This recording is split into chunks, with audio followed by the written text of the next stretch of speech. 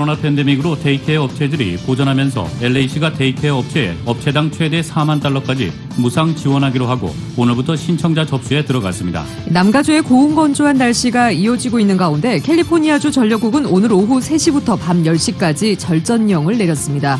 할로윈이 이달 31일로 다가온 가운데 LA 카운티 보건국은 할로윈을 계기로 코로나 바이러스 확산세가 심화될 수 있다며 긴장하고 있습니다. 한인타운이 포함된 LA시의 경우 이번 할로윈에 트릭 올 트릿을 자제해 줄 것을 에릭 가세티 시장이 당부했습니다. 트럼프 행정부의 인구 센서스 조기 종료 방침에 대한 연방 대법원의 승인 결정에 따라 올해 인구 조사가 오늘 공식 종료됩니다. 마약 단속국이 LA 인근 몬테벨로의 한 창고에서 2,000파운드가 넘는 분량의 필로폰을 찾아내 압수했다고 밝혔습니다. 트럼프 대통령과 경쟁자 조 바이든 민주당 대선 후보의 타운홀 행사가 LA 시간으로 5시부터 각각 NBC 방송과 ABC 방송을 통해 방송됩니다. 바이든 캠프는 카멜라 해리스 부통령 후보의 공보국장과 캠프 관련 승무원 1명이 확진 판정을 받았다면서 해리스 후보의 대면 유세를 18일까지 전격 중단했습니다.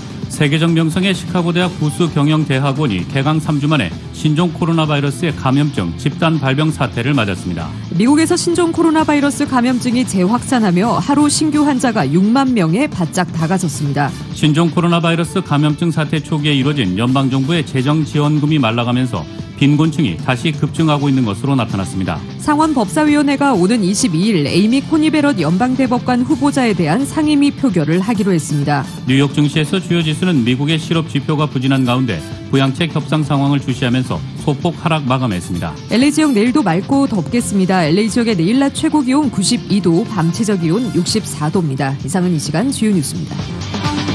이 시간 주요 뉴스는 공항에서부터 목적지까지 모바일 체크인과 첨단 공기 순환 시스템을 통해 안전한 기내 환경과 여행을 제공하는 아시아나 항공 제공입니다. 애청자 여러분 안녕하십니까? 조희정입니다. 안녕하십니까? 이균우입니다. 2020년 10월 15일 목요일 라디오 서울 이브닝 뉴스 1부입니다.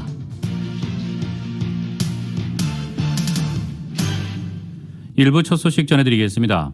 코로나 팬데믹으로 데이케어 업체들이 고전하면서 LA시가 데이케어 업체에 업체당 최대 4만 달러까지 무상 지원하기로 하고 오늘부터 신청자 접수에 들어갔습니다.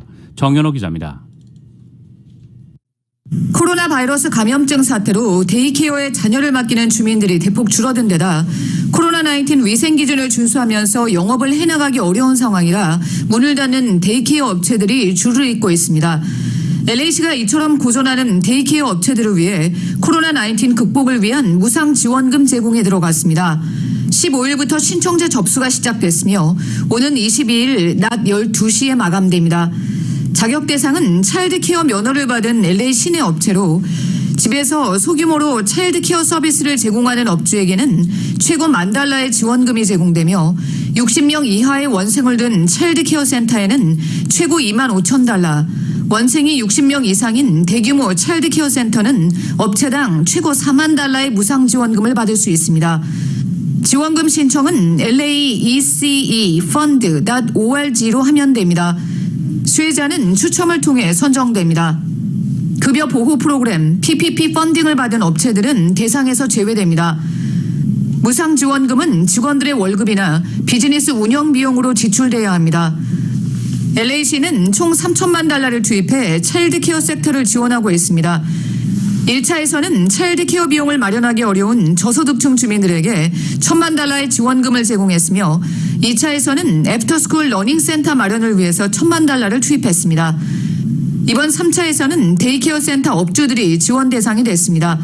코로나 팬데믹 속에 LA시 내 차일드케어 센터 중 32%, 또 집에서 소규모로 아이들을 돌보는 영세업주들의 경우에 73%가 문을 연 것으로 집계됐는데 정부의 지원 없이는 더 많은 업체들이 폐업 위기에 몰릴 처지에 놓였습니다. 라디오 서울 뉴스 정현호입니다. 할로윈이 이달 31일로 다가온 가운데 LA 카운티 보건국은 할로윈을 계기로 코로나 바이러스 확산세가 심화될 수 있다며 긴장하고 있습니다. 에릭 가세티 시장은 한인타운이 포함된 LA시의 경우 이번 할로윈에 트릭 올 트릿을 자제해 줄 것을 당부했습니다. 보도에 이은 기자입니다. 이번 할로윈을 계기로 지난 월 말 메모리얼 연휴 때처럼 LA 일원에 코로나 바이러스 감염이 불어날 수 있다고 LA 카운티 보건국이 경고했습니다. 겨울철을 앞두고 코로나 바이러스 재확산이 우려되는 가운데 현재 LA 카운티의 코로나 바이러스 감염률은 주민 650명 중 1명으로 지난주의 950명 중 감염자 1명에서 큰 폭 증가하는 추세라 카운티 보건국이 할로윈을 계기로 감염이 확산되는 것을 방지하기 위해 예의주시하고 있습니다. 카운티 보건국은 오는 겨울철 코로나 확산 방지를 위해 주민들에게 이번 할로윈에 트릭 오 트릿을 비롯해 할로윈 코스튬 콘테스트, 재고 랜턴 설치 등의 행사를 온라인으로 진행할 것을 주민들에게 강력히 권고했습니다. LA 카운티 보건국은 앞서 트릭 오 트릿을 자제하도록 권고한 주정부의 가이드라인을 적용하기로 했습니다. 대신 보건국은 할로윈 분장을 하고 야외에서 산책을 하거나 차 안에서 할로윈 장식물을 돌아보는 할로윈 드라이브인 행사 참여를 권장했습니다. 한편 에릭 가세티 LA 시장은 코로나19 확산 방지를 위해 한인타운을 포함한 LA 시내에서 트릭 오 트릿을 자제해달라고 주민들에게 당부했습니다. 하지만 LA시는 트릭 오 트릿을 금지시키지는 않았습니다. 가세티 시장은 할로윈 파티나 귀신의 집, 가가호호 돌아다니며 캔디 등을 얻는 트릭 오 트릿이 사회적 거리두기를 준수하기 어렵다는 점을 지적했습니다. 또한 LA시에 거주하는 주민들에게는 할로윈 당일 마스크를 꼭 착용하고 사회적 거리를 유지하며 손을 씻을 것을 당부했습니다. 앞서 베버리 힐즈시는 이번 할로윈에 트릭 오 트릿을 아예 금지시켰습니다. 라디오 서울 뉴스 이윤입니다. 남가주의 고온 건조한 날씨가 이어지고 있는 가운데 캘리포니아주 전력국은 오늘 오후 3시부터 밤 10시까지 절전령을 내렸습니다. 더운 날씨에 에어컨 사용이 급증하면서 전력 수급에 차질이 빚어져 강제순환 단전 사태가 초래되는 것을 막기 위한 조처입니다. 어제 오후 레드랜드에서 발화한 산불로 인해 125에이커가 소실되고 주민들이 강제 대피했습니다. 산불은 어젯밤 10시경 레드랜드의 라이브오크 캐년 로드에서 발생했으며 오늘 새벽 260여 명의 소방대원들이 화재 진압에 투입돼 진화율은 현재 30%에 이릅니다. 인근 55채 가옥이 화재 위협을 받고 있습니다. 강제 대피 명령은 이스트 선셋 드라이브 사우스의 남쪽 지대와 에드몬트 드라이브에서 푸에스타 델 솔까지의 구간 그리고 10번 프리웨이부터 산 티모테모 캐년 로드까지 라이브오크 캐년 로드 북쪽 지대 주민들에게 내려졌습니다. 레드랜드 고등학교에 이재민 센터가 마련됐습니다. 산불은 국립기상청이 화재 경보를 발효하기 수시간 전에 발생했으며 샌버나도 산간지대에 강한 바람이 불고 있습니다. 산불주의보는 내일 오후까지 유효합니다. 소방국은 현재 산불 원인을 조사 중에 있습니다. 11월 3일 선거가 19일 앞으로 다가온 가운데 캘리포니아주에서 이미 100만 명이 넘는 유권자들이 우편 투표를 마친 것으로 나타났습니다. 어제까지 주 전역에서 최근까지 100만 명 이상의 유권자들이 우편 투표를 마쳤는데 이는 역대 최고치입니다.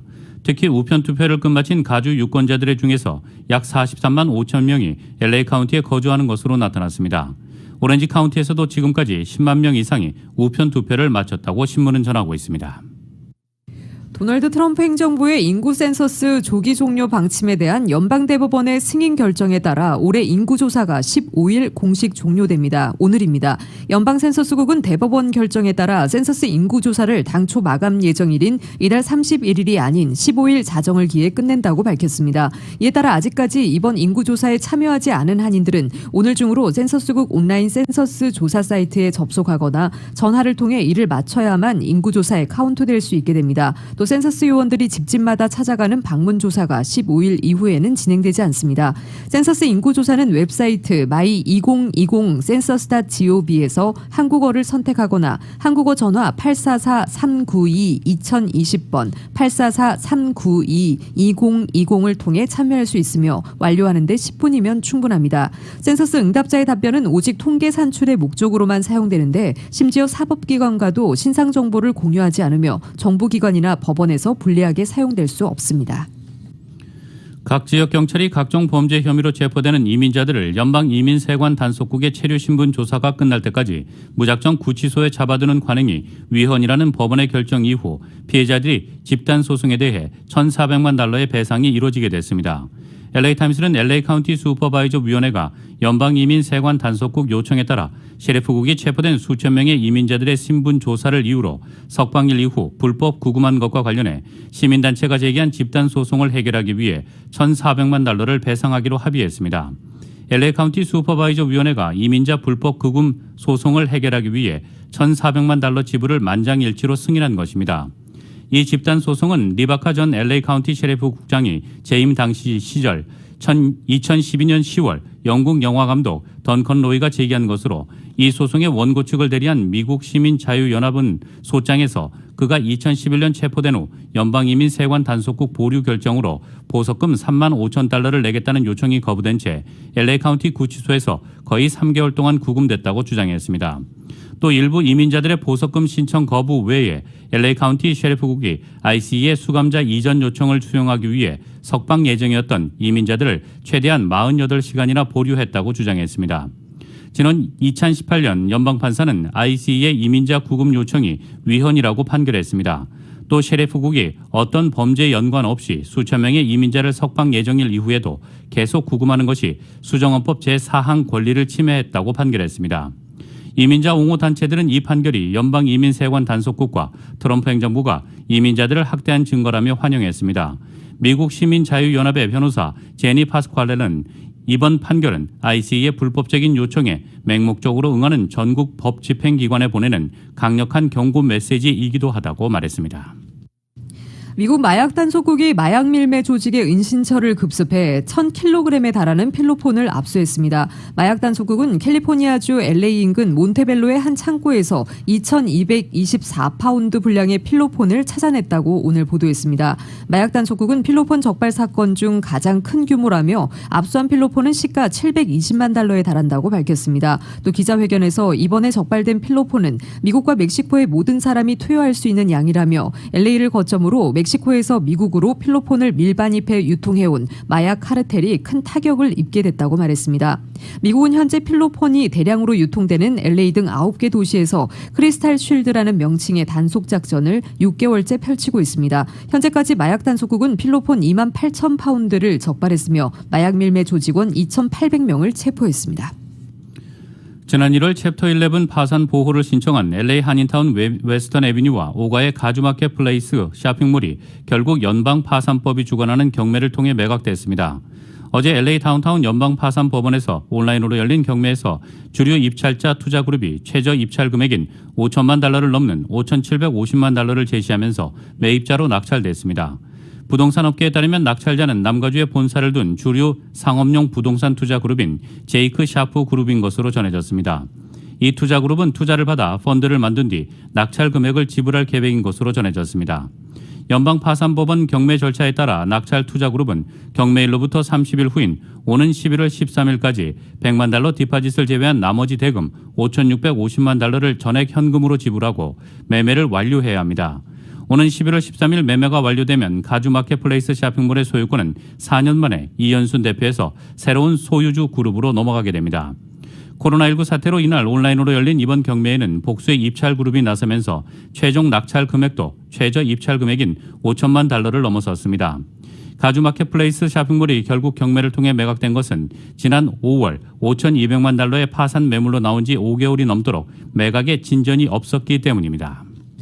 어젯밤 한인타운에서 발생한 총격 사건으로 히스패닉 여성 1명이 숨져 경찰 당국이 용의자 수색에 나섰습니다. 경찰은 어젯밤 9시 15분경 타운 구가선상인 900블락 사우스 윌튼 플레이스에서 총격 신고를 받고 출동한 후 현장에서 여성 1명이 숨져 있는 것을 발견했습니다. 피해자 신원은 공개되지 않았습니다. 미국 소식 전해드리겠습니다. 미국에서 신종 코로나 바이러스 감염증이 재확산하면서 하루 신규 환자가 6만 명에 바짝 다가섰습니다. CNN 방송은 존스 홉킨스 대학 통계를 인용해 어제 하루 코로나19 신규 환자가 5만 9,494명으로 집계됐다고 보도했습니다. 이는 지난 8월 14일 6만 4,601명의 신규 환자가 나온 이후 가장 높은 수치입니다. 약 한 달 전인 9월 7일 2만 4,057명으로 7월 이후 가장 낮은 수준을 보였던 미국의 하루 신규 코로나19 환자는 이후 상승 곡선을 그리고 있습니다. 최근 일주일간의 하루 평균 신규 환자도 오늘 기준 5만 2,345명으로 그 전주보다 16% 증가했다고 전했습니다.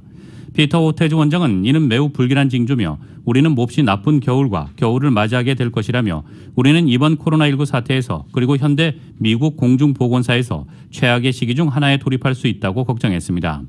또 이달 11일 이후 21개 주에서 7일간의 하루 평균 신규 환자가 코로나19 사태 이후 최고치를 기록했습니다. 일리노이, 유타, 웨스트버지니아, 오리건, 오하이오, 와이오밍, 노스 및 사우스 다코타, 몬태나, 네브라스카, 뉴멕시코, 인디애나, 콜로라도주 등이 여기에 해당됩니다. 미국의 초기 집중 발병 지역이었던 뉴욕, 뉴저지주나 2차 집중 발병 지역인 캘리포니아, 플로리다, 텍사스, 애리조나주는 빠지는 대신 다른 주들이 재확산을 이끄는 형국입니다. 또 50개 주 가운데 35곳은 최근 일주일간의 하루 평균 신규 환자가 그 전주보다 10% 이상 증가한 것으로 집계됐습니다. 신규 환자가 감소한 것은 루이지애나와 켄터키, 버먼트 중 3곳뿐입니다. 신종 코로나 바이러스 감염증 사태 초기에 이뤄진 미국 연방정부의 재정 지원금이 말라가면서 빈곤층이 다시 급증하는 것으로 나타났습니다. 컬럼비아대 연구진의 분석 결과 지난 5월 이후 미국의 빈곤층 숫자가 800만 명 늘어났습니다. 지난 3월 미 의회를 통과한 2조 달러 이상 규모의 경기부양 패키지법에 따른 재정 지원 효과가 사라진 것이 그 배경입니다. 가계 직접 지원과 실업자 보조 등의 내용을 담은 경기부양 패키지 덕분에 빈곤층 전락을 면한 미국인은 9월 현재 400만 명에 이르는 것으로 추산했습니다. 시카고대와 노터데임대의 다른 연구에서도 최근 3개월 동안 빈곤층 수는 600만 명이 증가했습니다. 두 연구 사이에는 빈곤층의 정의에 차이가 있었다고 뉴욕타임스는 전했습니다. 코로나19에 따른 빈곤층 확대는 흑인과 히스패닉 등 소수계층에서 더 빠른 속도로 진행됐습니다. 더 심각한 문제는 5월 이후 빈곤층 어린이가 250만 명 늘어났다는 점입니다. 어린이의 경우 빈곤을 경험한 기간이 짧더라도 오랫동안 영향을 미칠 수 있다고 지적했습니다. 연구진은 이런 결과를 토대로 추가 경기 부양 집행이 시급하다고 입을 모았습니다. 현재 추가 부양 협상은 대선을 목전에 두고 난항을 겪고 있습니다. 트럼프 대통령과 불편한 관계에 있는 앤서니 파우치 국립 알레르기 전염병 연구소 소장은 오늘 신종 코로나 바이러스 감염증에 대한 대응 방안으로 백악관이 추진하는 것으로 알려진 집단 면역 제한을 말도 안 된다며 일축했습니다. 파우치 소장은 ABC 방송에 출연해 집단 면역을 하면 병에 걸려 심각한 결과를 초래할 수 있는 사람들이 너무 많아질 것이라고 말했습니다. 그는 인구의 30%가 병마에 취약한 드러나지 않는 건강 상태에 처해 있다고 지적하면서 코로나19를 그대로 내버려두는 건 말도 안 된다고 강조했습니다. 또 노인이나 건강하게 보이는 사람들조차 코로나19에 감염되면 심각한 질환에 걸릴 가능성이 젊은 성인보다 훨씬 더 높다고 밝혔습니다. 백악관은 트럼프 대통령의 새 의학 고문 스콧 애틀러스가 강력하게 밀고 있는 집단 면역 방안을 검토하는 것으로 알려졌습니다. 백악관은 최근 마틴 컬더프 하버드대 교수 등 3명의 전문가가 입안한 이른바 그레이트 베링턴 선언을 인용하고 앨릭스 에이자 보건복지부 장관과 애틀러스 고문이 이들을 불러 집단 면역에 대한 조언을 구하기도 했습니다. 선언은 코로나19로부터 취약층을 보호하면서 동시에 젊고 건강한 연령층에는 통제 없이 확산하도록 함으로써 집단 면역에 빨리 이르게 한다는 내용을 담고 있습니다. 선언에는 사망 위험이 최소인 이들이 자연 감염을 통해 바이러스에 대한 면역을 형성하고 높은 위험에 처한 이들을 더 잘 보호하는 것은 집단 면역에 도달하는 위험과 이익의 균형을 맞추는 가장 자비로운 접근법이라고 적혀 있습니다. 또 봉쇄가 암 검진 감소, 어린이 백신 접종을 저하, 정신건강 악화 등 장단기적인 국민 보건에 파격적인 영향을 주고 있다고 주장하고 있습니다. 이 선언은 감염병에 대한 확실한 전문 지식이 없는 신경 박사선 학자 애틀러스가 수용한 것이라고 정치 전문 매체 더 힐은 전하고 있습니다. 앤서니 파우치 미국 국립알레르기 전염병 연구소장이 내년 4월 정도 돼야 코로나19 백신이 보급될 수 있을 것으로 내다봤습니다. 파우치 소장의 언급은 올해 안으로 대규모 백신 투여가 가능할 것이라는 트럼프 대통령의 주장과 배치되는 것이어서 공방이 예상됩니다. YTN의 보도입니다. 코로나19 대응에 신중한 접근을 견지해온 파우치 소장이 코로나19 백신은 일러야 내년 4월쯤 보급이 가능할 것이라고 말했습니다. 그것도 현재 임상시험 중인 백신 후보들의 안전성과 효능이 입증되는 것을 전제로 한 것입니다. 파우치 소장은 11월, 12월은 돼야 어떤 백신이 안전한지 파악할 수 있고 그 가운데 최적의 백신이 하나 선택된다 해도 초기 생산량은 몇백만 회 투여분에 불과할 것으로 내다봤습니다. 최근 존슨앤존슨 사례에서 보듯 막바지 3상 임상이지만 시험 과정에서 부작용이 발생할 경우 누구도 백신 개발 일정을 장담하기 어렵다는 판단에서 나온 전망입니다. 파우치 소장의 발언은 연내 1억 회 투여분을 보급할 수 있을 것이라는 트럼프 대통령의 주장과 현격한 차이를 보이는 것이어서 논란과 공방이 예상됩니다. 이런 가운데 대선을 코앞에 두고 마음이 급한 트럼프 대통령은 코로나19가 크게 확산하더라도 경제 봉쇄는 지지하지 않겠다고 말했습니다. We're not doing any more lockdowns, and we're doing fine. We're not doing any shutdowns. 트럼프 대통령은 한 방송 사회자가 최근 코로나19가 재확산하는 유럽을 예로 들며 경제 봉쇄에 대한 의견을 묻자 이같이 답했습니다.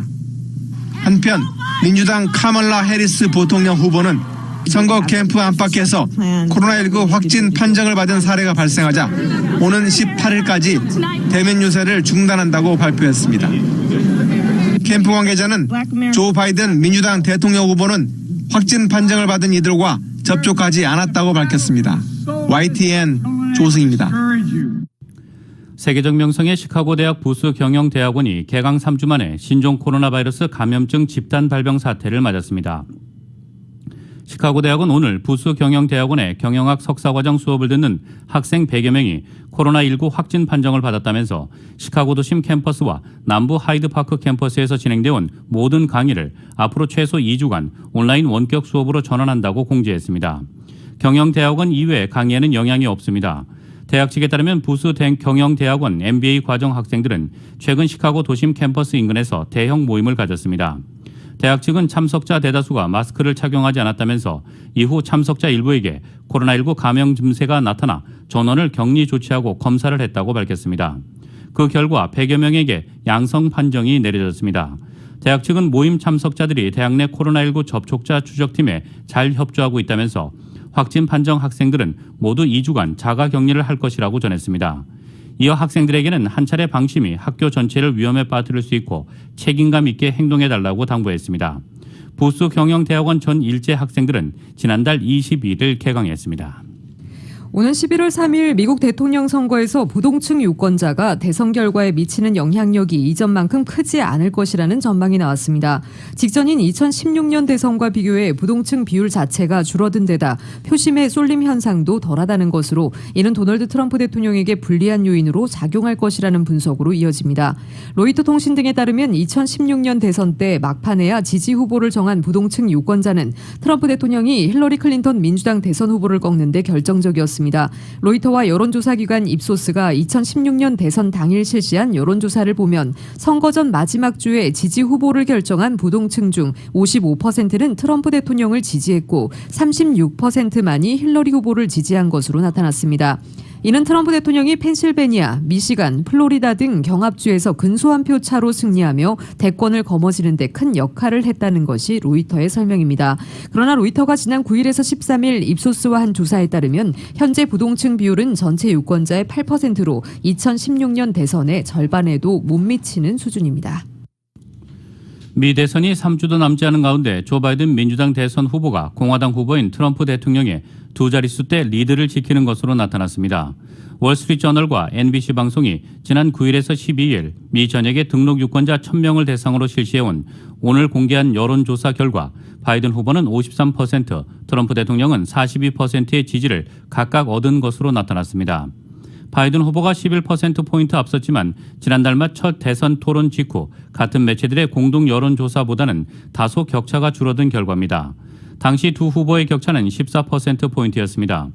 이번 조사는 신종 코로나 바이러스 감염증에 걸렸던 트럼프 대통령이 퇴원한 후 진행됐습니다.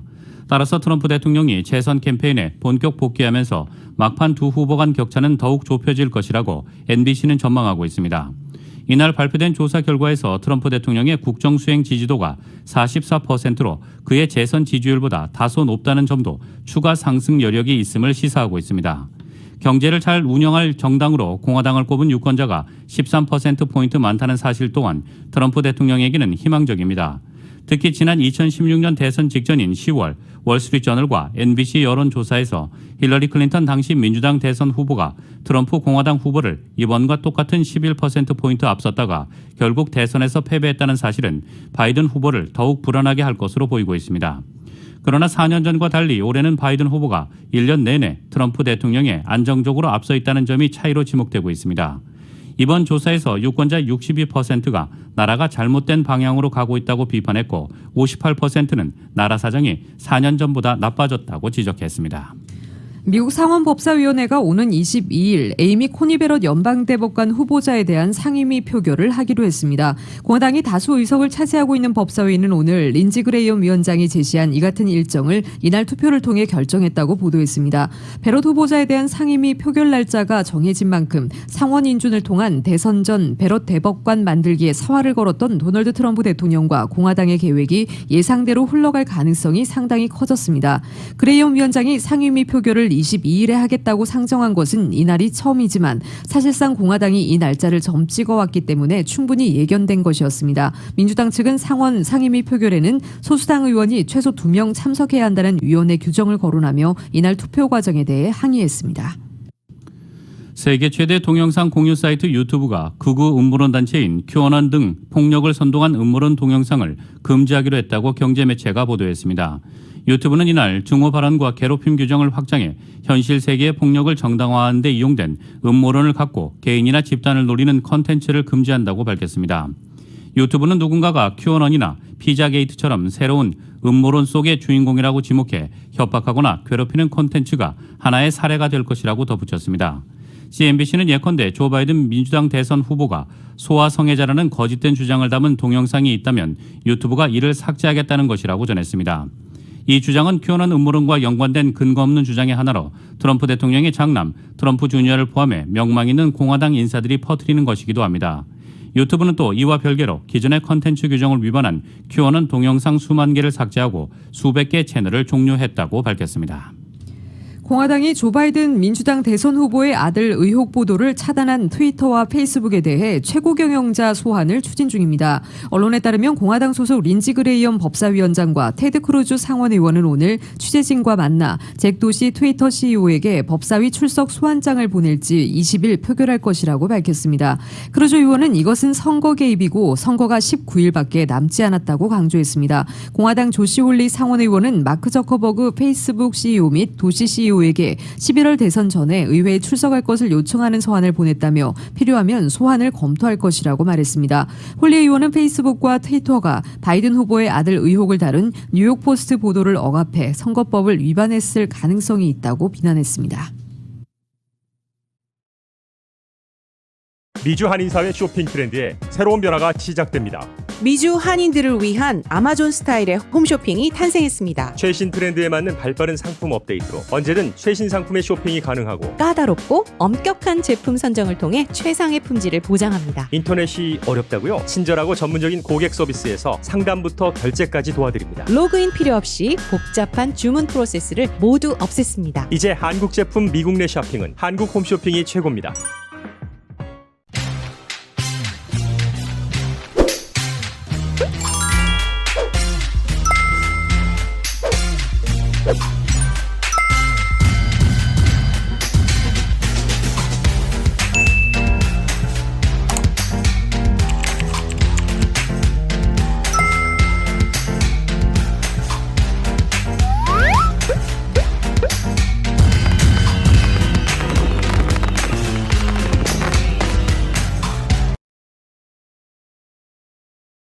한국 소식 전해드리겠습니다. 취임 후 처음 미국을 방문한 서훈 청와대 국가안보실장이 폼페이오 국무장관을 만났습니다. 서훈 실장은 폼페이오 장관과 회담 뒤 종전선언은 비핵화 협상 과정에서 어떻게 결합이 되느냐의 문제라며 따로 놀 수 없다고 강조했습니다. KBS의 보도입니다. 폼페이오 미 국무장관과 회담을 마친 서훈 청와대 국가안보실장은 담담한 표정으로 양자 간 유익한 대화를 나눴다고 오늘 뗐습니다. 미 대선이 임박한 시점 국가안보실장의 방미 목적을 묻는 질문엔 이렇게 답했습니다. 한미 관계는 정권 여부와 관계없이 지속돼야 되는 그런 문제 아니겠습니까? 그래서 특별히 대선을 염두에 뒀다고는 보기 어렵다. 이렇게 말씀을 드리겠습니다. 최근 문재인 대통령이 국제사회에 던진 종전선언 제안과 관련해 한미 간 이견은 없다고 강조했습니다. 종전선언과 비핵화 협상은 떨어질 수 없는 문제라고 했습니다. 비핵화 과정에서 선후관계가 어떻게 되느냐 또는 비핵화와의 어떤 결합 정도가 어떻게 되느냐 하는 문제일 뿐인 것이 종전선언이 따로 놓을 수는 없는 거라는 것은 이거는 상식이라고 생각하시면 됩니다. 그래서 비핵화 진전을 위한 종전선언 제안이라는 점을 좀 더 분명히 한 발언입니다. 지난 7월 취임 후 처음으로 미국을 방문한 서훈 실장은 앞서 오브라이언 백악관 국가안보보좌관을 만나 동맹 현안을 논의했다고 밝혔지만 구체적인 내용은 밝히지 않았습니다.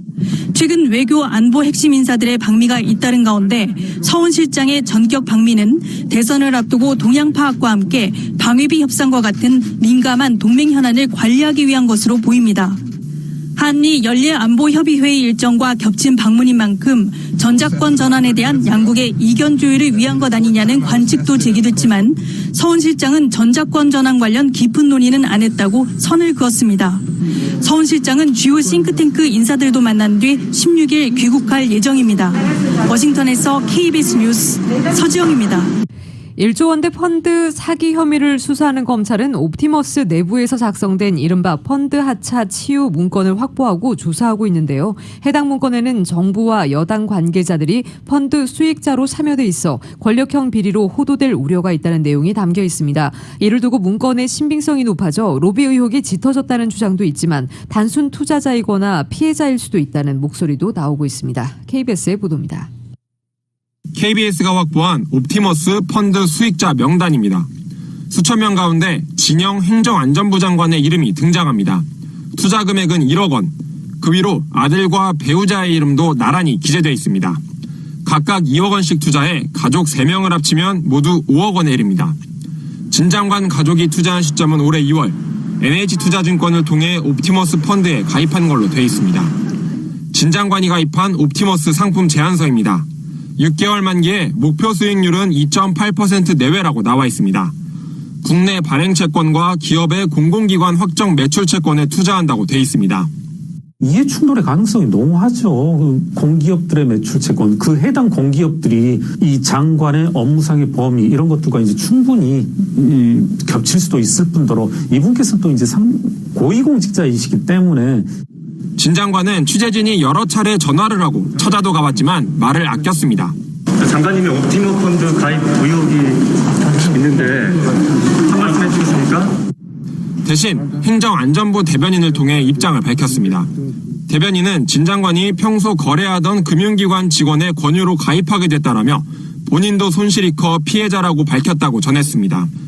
실제로 진 장관이 투자한 상품의 만기는 지난 8월이어서 옵티머스 펀드가 6월부터 환매 중단이 된 만큼 투자금을 돌려받지 못했을 가능성이 큽니다.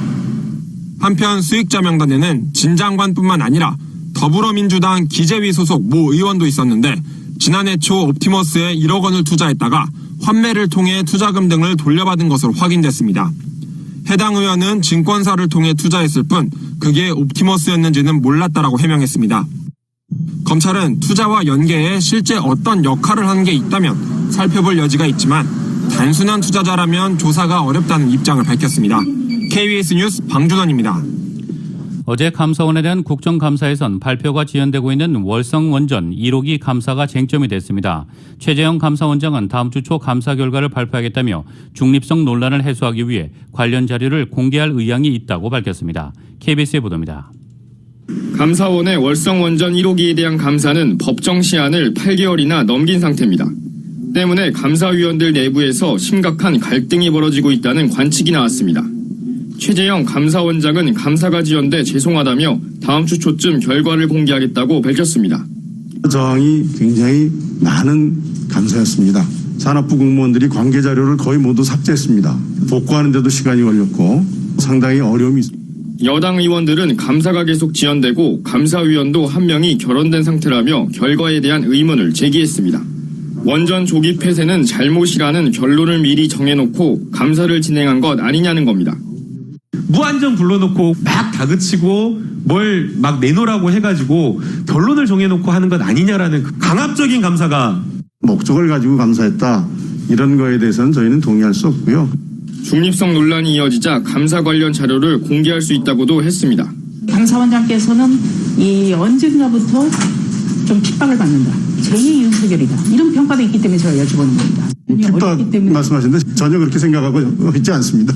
감사위원 한 자리가 6개월째 비어있으면서 청와대와 갈등설까지 불거졌는데 이에 대한 입장도 밝혔습니다. 논쟁적인 주제여서 이 위원회 변화 자체가 또 무슨 오해를 불러일으킬 것 같아서 사실은 약간 좀 소극적으로 미루고 있었던 건. 그러면서 월성 1호기 감사가 마무리되면 임명권자와 상의해 문제를 해결하겠다는 입장을 보였습니다.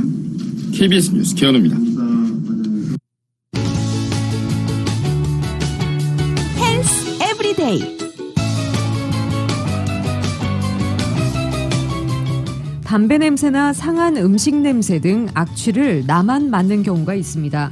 주변 사람은 맡지 못할 뿐더러 악취를 풍길 어떤 것도 주변에 없는데 말이죠. 하버드 헬스 퍼블리싱이 이 기이한 상황에 대한 전문가의 설명을 전했습니다. 우선 후각에 문제가 생긴 건 드물지 않은 현상입니다. 미국 통계에 따르면 성인의 3분의 2는 살면서 후각장애를 경험합니다. 후각장애는 세 가지로 나뉘는데 아예 냄새를 맡지 못하는 후각 상실, 후각이 둔해지는 후각 감퇴, 후각이 왜곡되는 후각 이상 등입니다. 좋은 향도 불쾌한 냄새로 인식하는 착후각이나 존재하지도 않는 냄새를 혼자만 느끼는 환후각 등은 후각 이상의 증상들입니다.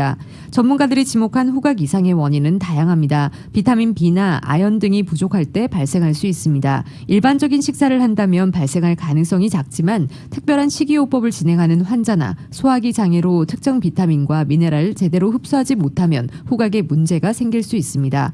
코로나19나 감기 등 호흡기 질환도 후각에 문제를 일으킵니다. 특히 코로나19 환자들 상당수는 후각 상실을 경험합니다. 알레르기 비염이나 코 속 용종도 후각에 장애를 일으킬 수 있습니다. 그 밖에 콜레스테롤 저하제, 혈압약, 항생제 등 복용약이나 마취제 등의 부작용으로 후각 장애를 겪을 수도 있습니다. 후각에 문제가 생기면 음식 맛을 제대로 느끼지 못합니다. 짠맛, 단맛 등은 입에서 느끼지만 이른바 풍미를 온전하게 느끼려면 코로 음식의 향을 함께 즐겨야 합니다. 후각 장애 원인을 특정하기는 쉽지 않습니다. 다행스러운 것은 증상이 대개 일시적이라는 점입니다. 증상이 오래 지속한다면 이비인후과 전문의를 찾아서 상담하는 것이 좋습니다. 미주 한인사회 쇼핑 트렌드에 새로운 변화가 시작됩니다. 미주 한인들을 위한 아마존 스타일의 홈쇼핑이 탄생했습니다. 최신 트렌드에 맞는 발빠른 상품 업데이트로 언제든 최신 상품의 쇼핑이 가능하고 까다롭고 엄격한 제품 선정을 통해 최상의 품질을 보장합니다. 인터넷이 어렵다고요? 친절하고 전문적인 고객 서비스에서 상담부터 결제까지 도와드립니다. 로그인 필요 없이 복잡한 주문 프로세스를 모두 없앴습니다. 이제 한국 제품 미국 내 쇼핑은 한국 홈쇼핑이 최고입니다.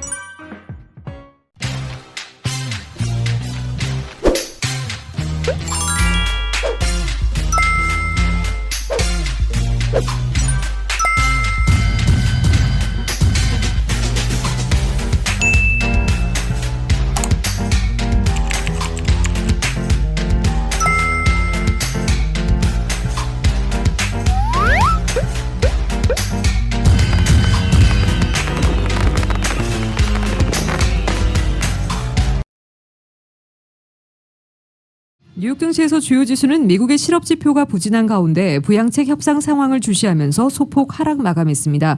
오늘 뉴욕 증권거래소에서 다우지수는 전장보다 19.80포인트 0.07% 내린 28,494.20의 거래를 마쳤습니다. S&P 500지수는 전장보다 5.33포인트 0.15% 하락한 3,483.34에 기술주 중심의 나스닥 지수는 54.86포인트 0.47% 내린 11,713.87에 장을 마감했습니다. 시장은 주요 지표와 미국 부양책 협상 상황, 신종 코로나 바이러스 감염증 확산세 등을 주시했습니다. 미국 실업 지표가 악화하면서 투자 심리에 악영향을 미쳤습니다. 뉴욕 증시 전문가들은 변동성이 큰 장세가 계속 이어질 수 있다고 내다봤습니다.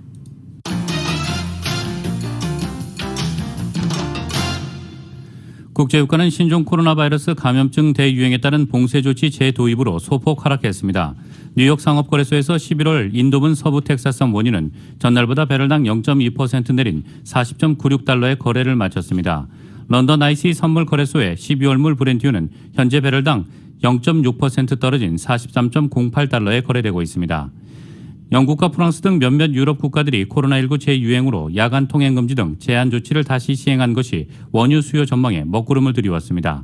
국제 금값은 강보합세를 보였습니다. 상품거래소에서 12월 인도분금은 온수당 0.1% 오른 1908.90달러의 장을 마감했습니다.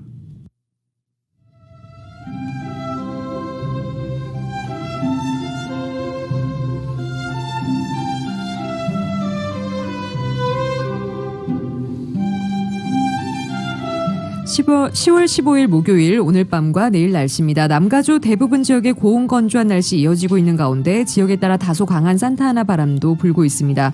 금요일인 내일도 맑고 더운 날씨 보입니다. 하지만 토요일에는 더위 기세가 한풀 꺾이겠고 일요일에는 예년 기온에 조금 가까워지겠습니다. LA 한인타운의 내일 낮 최고 기온 92도, 밤 최저 기온 64도입니다. 오렌지 카운티 지역 96도, 64도, 밸리와 인랜드 엠파이어 지역 95도, 62도, 해안 지역의 내일 낮 최고 83도, 밤 최저 64도입니다. LA 지역 오늘 밤 5에서 10마일대 바람이 불겠고 오늘 밤 최저 기온 66도입니다. 한국은 수일째 때이른 가을 추위가 이어지고 있습니다. 오늘 구름 많이 끼겠고 일부 지역 비 소식이 있습니다. 서울의 오늘 낮 최고 기온 화씨 65도, 밤 최저 기온 화씨 48도입니다. 이상으로 2020년 10월 15일 목요일 라디오 서울 이브닝 뉴스 1부, 2부 마칩니다. 지금까지 진행의 이균우, 조희정이었습니다. 편안한 저녁 보내시기 바랍니다. 고맙습니다.